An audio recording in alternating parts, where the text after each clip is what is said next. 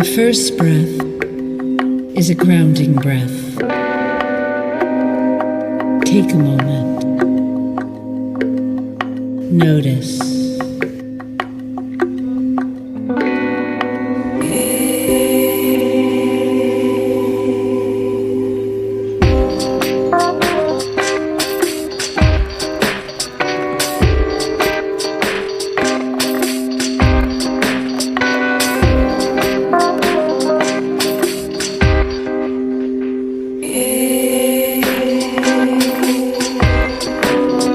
The next breath is a grounding breath. Notice what feels supportive.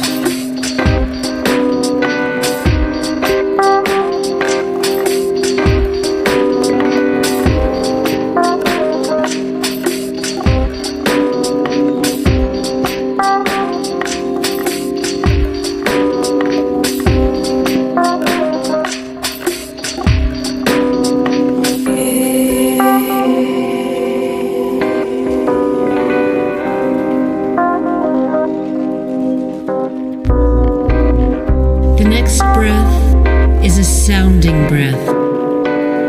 Allow the voice to open.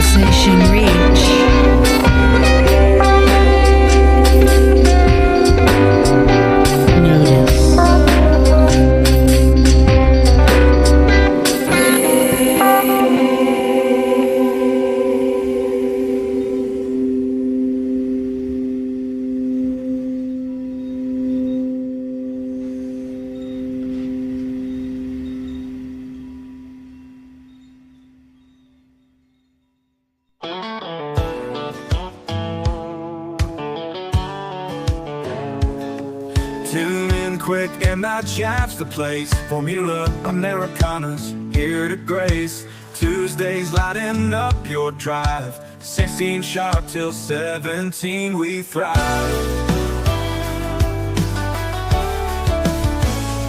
Great songs from across the land. Indie artists with a country band. Americana vibe so strong and true. Formula Americana's here for you.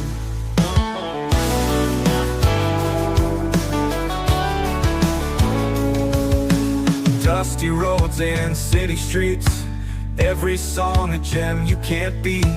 Feel the warmth and hear the tales, Tuning in, we're setting sails. Great, great songs from across the land. Indie artists with the country band. Americana vibe so strong and true. Formula Americana's here for you.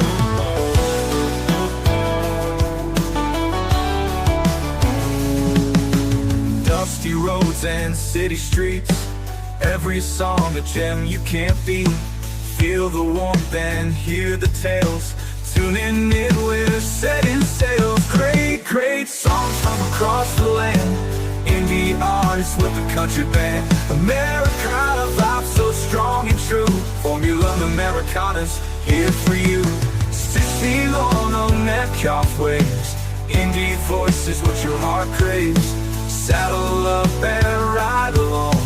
Tuesday anthem, soulful strong.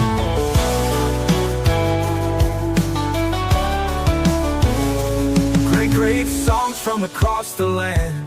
Indie artists with the country band. Americana vibe so strong and true. Formula Americana's here for you. Great, great songs from across the land. Indie artists with the country band. Americana vibe so strong and true. Formula Americana's here for you.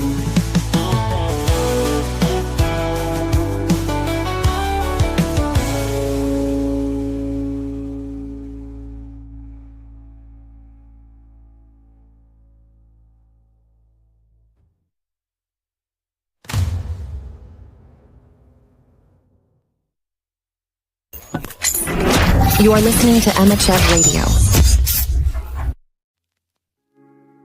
Hello, listeners. Welcome back to my story time. My name is Emmachev.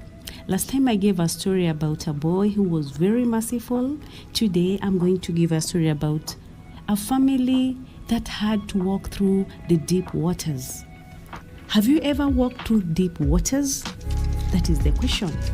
Have you ever been in a problem and you see the miracle of God?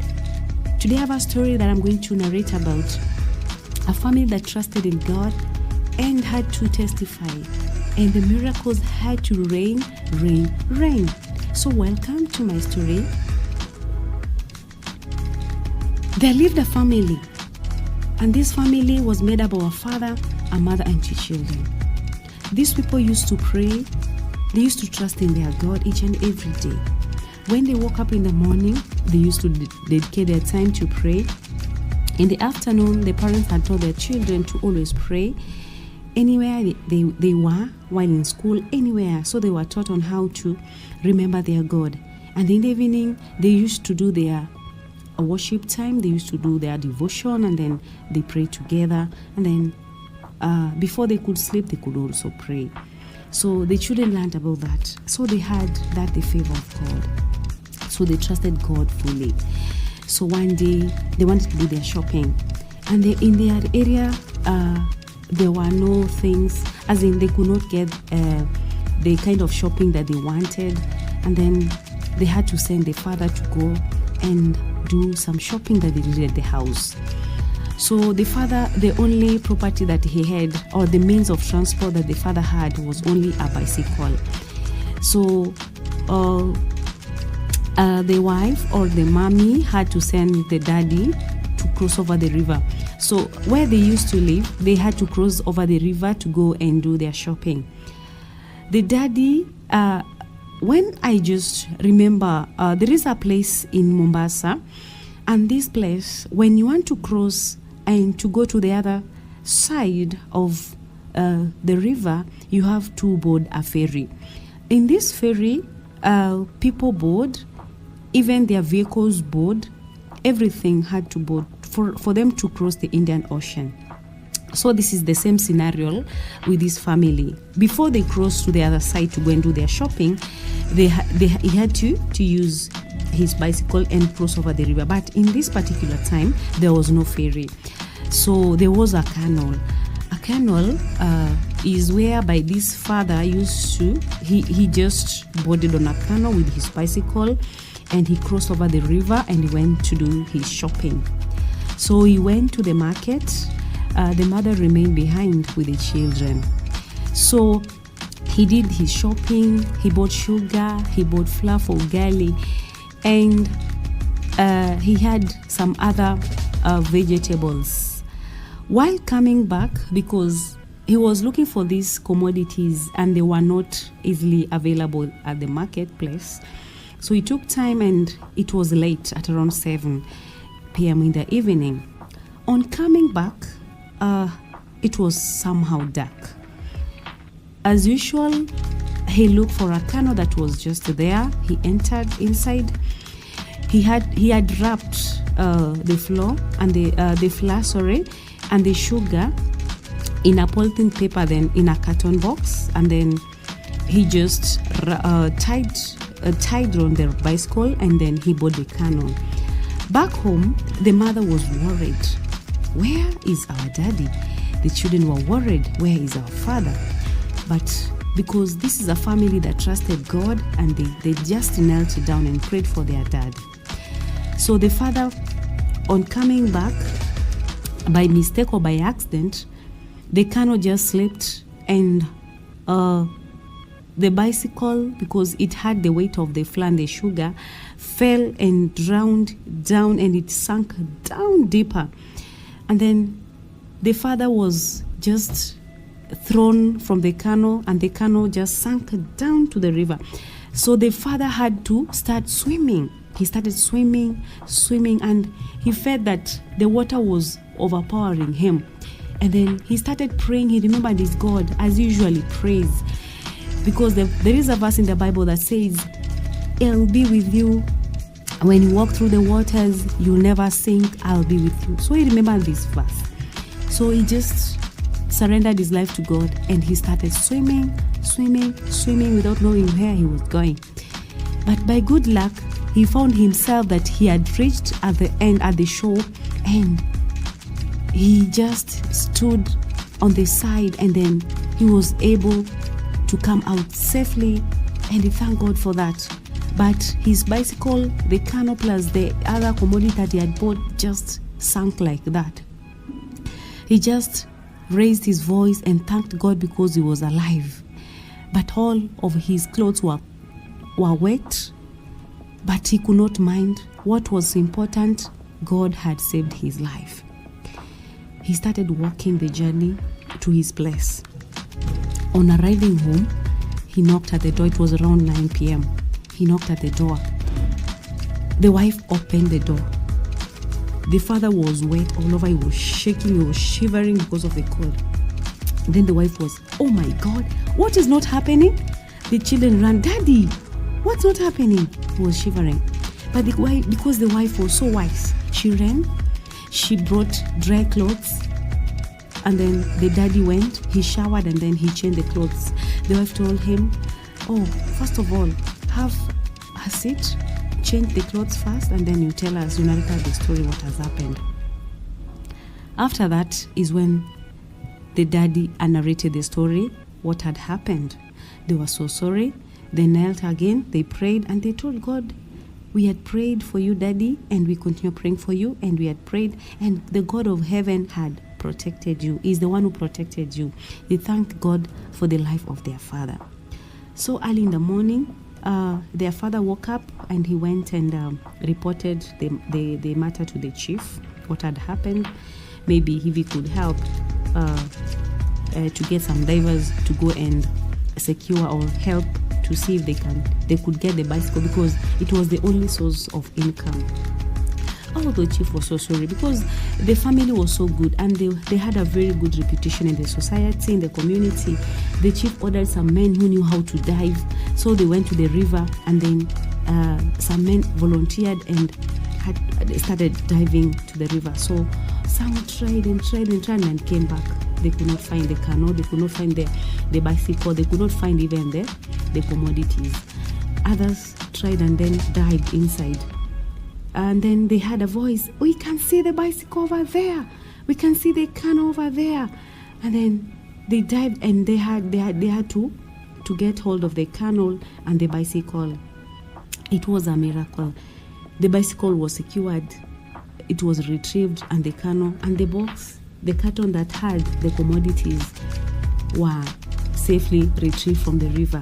It was a miracle. It was a miracle. I'm telling you, it was a miracle. I don't know if you've ever found yourself in a very difficult situation. You're almost dying, or you've been in a situation whereby you've lost hope, but you remember that truly God tells us or promises that I'll be with you. When you walk through the deep waters, I'll be with you. I'll give you security. It is good that we trust in God.